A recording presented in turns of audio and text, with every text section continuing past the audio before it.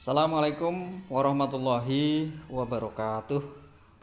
Pada pertemuan kali ini saya akan membahas kembali, sudah memasuki bab ketiga dari pembelajaran daring kita, mengenai memahami isu terkini lewat editor pertemuan yang pertama.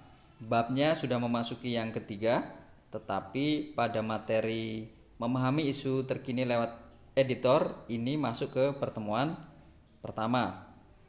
Apabila masih ada yang belum melihat, menonton dari materi bab 1 bab 2, silakan dilihat di channel Duoran yang sudah saya buat sebelumnya. Seperti biasa, sebelum memahami materi ini, kita harus mengetahui tujuan dari pembelajaran ini. Tujuan dari memahami isu terkini lewat editor pertemuan pertama yaitu mengetahui definisi tag editorial, nama lain dari editorial, masalah yang dibahas, dan kategori editorial. Mohon maaf bila ada suara-suara yang masuk dalam pembahasan ini, karena memang kanan kiri keramaian. Semoga tidak terganggu. Kita lanjutkan. Pengertian dari editorial. Tag editorial adalah artikel utama yang ditulis oleh redaktur koran yang merupakan pandangan redaksi terhadap suatu peristiwa atau berita aktual, sedang menjadi sorotan, fenomenal, dan kontroversial, atau menimbulkan perbedaan pendapat. Tag editorial ini adalah artikel termuat dalam media cetak, bisa dikatakan seperti itu, yang bisa kita lihat pada koran. Ini adalah tulisan dari redaktur, redaksi dari berita yang sedang terjadi saat ini, yang sedang nge-booming dalam bahasa gaulnya, yang saat ini.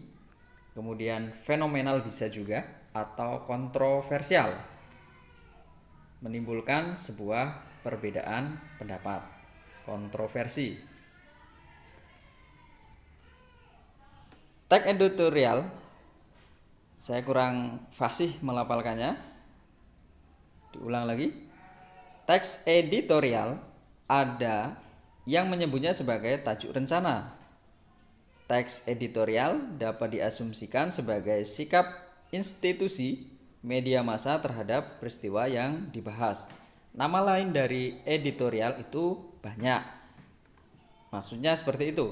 Ada yang menyebutnya sebagai tajuk rencana. Editorial pada media massa cetak umumnya berada dalam rubrik sama, yakni opini. Pada rubrik ini terdapat editorial, artikel, atau surat pembaca. Editorial, artikel, surat pembaca itu masuk dalam kategori opini. Yang seperti tadi, ada yang menyebutnya adalah tajuk rencana. Semuanya tulisan itu masuk dalam opini. Ketiga opini ini ada di bagian tengah surat kabar atau majalah. Apabila kita cermati satu demi satu, setiap rubrik ini pada halaman awal atau muka berisikan headline news, berita utama. Bila kita melihat koran di rumah, di mana, di kantor, ada sebuah koran, bisa Anda cek di sana bahwa di halaman muka, maksudnya yang pertama itu biasanya adalah berita utama, kata lainnya adalah headline news. Halaman ini maksudnya adalah headline news, berita utama, bersifat hanya memberitahu pembaca. Halaman berikutnya berisi berita yang lebih spesifik.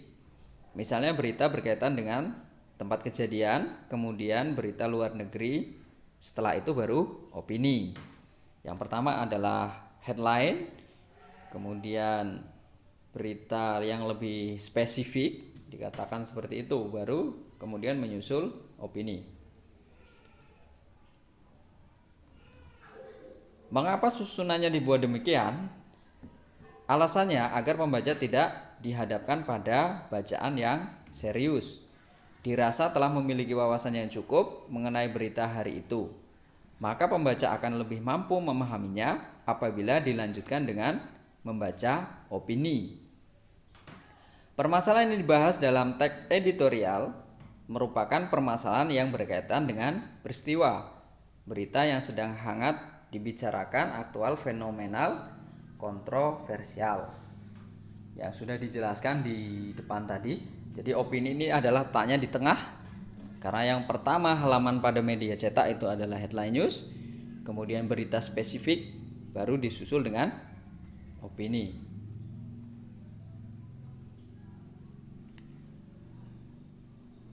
Isi dari editorial itu terkandung fakta sebagai bahan berita, didapatkan dari berbagai strategi agar benar adanya dapat dipercaya, bukan hanya sebagai gosip murahan. Walaupun sifatnya opini, tetapi mengandung sebuah fakta dari berita. Untuk mendapatkan fakta itu banyak strategi yang digunakan. Nah, itu sudah teknisnya, tetapi sebenarnya itu adalah fakta untuk memperkuat pendapat atau isi dari editorial. Gaya penulisan dari editorial hampir sama dengan karya ilmiah, yakni eksposisi. Eksposisi adalah tulisan yang memiliki tujuan untuk mengklarifikasi penjelasan atau mengevaluasi. Editorial masuk ke dalam teks eksposisi. Maksudnya apa? Eksposisi adalah tulisan yang memiliki tujuan untuk mengklarifikasi atau menjelaskan dan juga mengevaluasi. Strategi pengembangannya maksudnya adalah editorial seperti pengembangan contoh diuraikan, kemudian proses, sebab akibat, klasifikasi, definisi, analisis, komparasi, dan juga kontras. Itu strategi yang digunakan teks editorial. Bila dilihat dari isinya, editorial termasuk dalam eksposisi. Eksposisi yang bagaimana? Eksposisi ekspositoris. Berisi tesis. Maksud tesis adalah pernyataan umum, kemudian diikuti oleh argumen secukupnya dan diakhiri dengan penegasan ulang atas argumen tersebut. Terima kasih.